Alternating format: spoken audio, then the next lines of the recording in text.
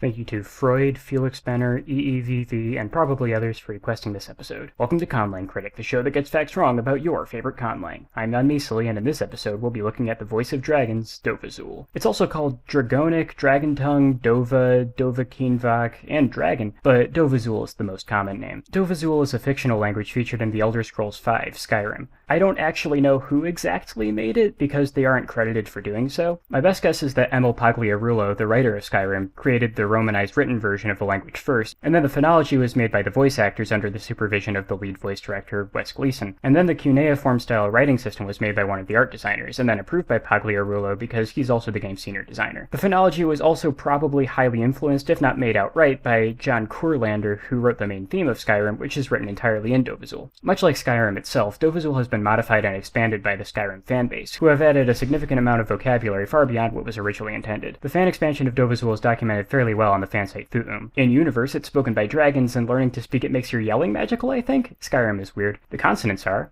ma, na, nga, ba, da, ga, pa, ta, ka, kwa, a, va, za, ja, fa, sa, sha, ha, la, ya, wa, ra. This inventory doesn't have much going for it. The most interesting thing here is the voiceless, labialized feeler stop, which might not even be how Q is supposed to be pronounced. It could just be qua, like QU in English, or it could be a uvular sound of some sort. It's kinda unclear. Speaking of unclear, the rhotic sound is pronounced in a wide variety of ways. It could be an alveolar trill, an alveolar tap, or in some cases an alveolar approximant, like in English. The only other notable things here are the glottal stop, which isn't really phonemic, and the dental fricative, which would be pretty interesting if it weren't in English. Dovahzul's vowels are E, U, O, O, A, A. These vowels are from the best source I could find, Thu'um. However, other sources say that the vowels are like this instead. Really, it just depends on the individual speaker. Neither of these charts really capture the full complexity of how Dovahzul's vowels are pronounced. Like, UU can be pronounced like oo, but it's also pronounced like oo and like almost at random. The thing is, I don't think this was Pagliarulo's original intention. It was probably meant to be something like this, but ended up getting unintentionally anglicized by the voice actors. Anyway, the diphthongs are I, ow, a, ear,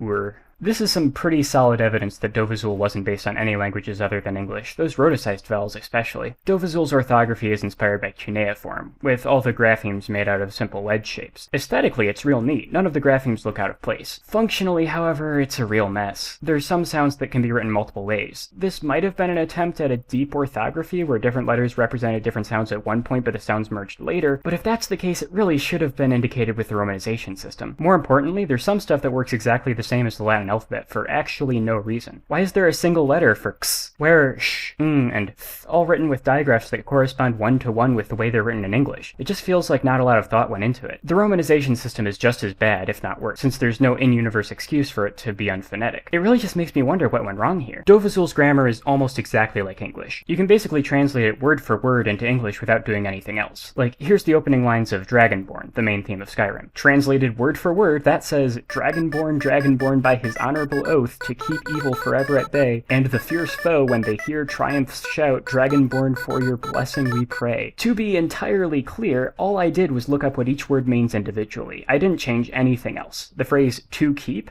that's not the infinitive form of the verb keep. That's literally a preposition meaning to and then the verb keep. The phrase at bay, this ancient dragon language just happens to have that same exact idiom, despite the obvious lack of a history of fighting armies with boats that would be required for that idiom to develop in the first place. The words his and triumphs, yes, those are the genitive forms of the masculine third-person pronoun and the word triumph, but the word for his is completely separate from the word for he, and the word for triumphs is created with a highly regular suffix. Oh, and just as a cool bonus, the English translation just happens to rhyme. Not even the word order here is a result of a difference in grammar. For your blessing we pray looks like it's OSV, which would be really interesting, but it's really only phrased that way to make the rhyme work better, just like in English. If this wasn't supposed to rhyme, it would be Mudrafahin Kogan, which word for word translates to we pray for your blessing. To be fair, it's not all exactly the same as English. Verbs are a tad simpler, comparisons work differently, and there isn't a distinction between adjectives and adverbs. Yet so much is transparently the same that it kinda doesn't matter. Due to the obvious flaws with phonology, orthography, and grammar, it seems like all the attention went into making the vocabulary, and while the words do sound pretty cool, you don't really get a feel for dragon culture from them. There's a handful of things that are there to remind you that this language is spoken by dragons, like how the word for fly is also the word for go, because there isn't really a different way that dragons move, or how the word for me also means dragon. There isn't that much else. Most words with multiple meanings don't give much insight as to how dragons see the world. Like, oh cool, ocean and sea are the same word, so I guess they don't care much about types of bodies of water? It just seems like there's a whole lot of missed opportunities here. The main thing Dovahzul is used for in Skyrim is a game mechanic called shouts, where you yell a 3-word Dovahzul phrase and it makes magic happen. They're really just sets of 3 seemingly random words that have something to do with what the magic is. Like, there's one that makes you breathe fire by yelling,